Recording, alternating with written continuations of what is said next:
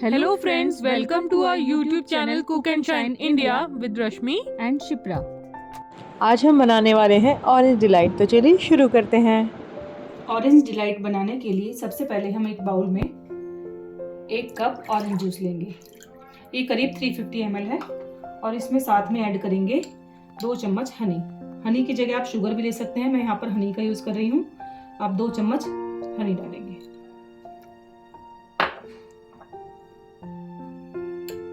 और साथ में इसमें जाएगा 3 चम्मच कॉर्नफ्लोर।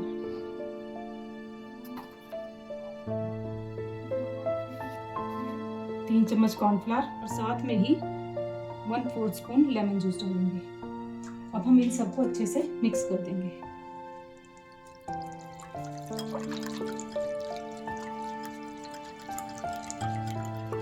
ये हमारी सभी चीजें अच्छे से मिक्स हो गई हैं। अब हम इन्हें पकाएंगे। चलिए तो हम इनको पकाना शुरू करते हैं। इसे पकाने के लिए गैस ऑन करके एक पैन में अपना सारा ये मिक्सचर डालकर इसको पकाएंगे।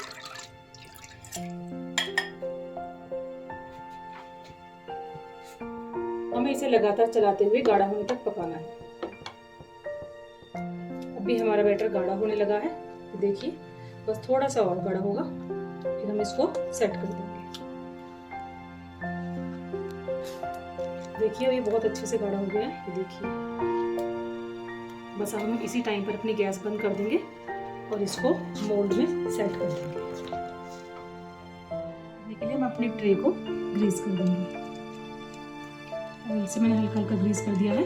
हम अपने सारे इस बैटर को इसमें डालकर सेट होने के लिए रखेंगे।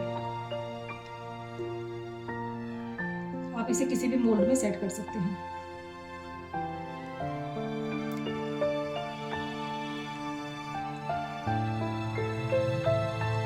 हमने अपना सारा बैटर इस ट्रे में डाल दिया है और इस पर हम थोड़ा सा कोकोनट पाउडर स्प्रेड करेंगे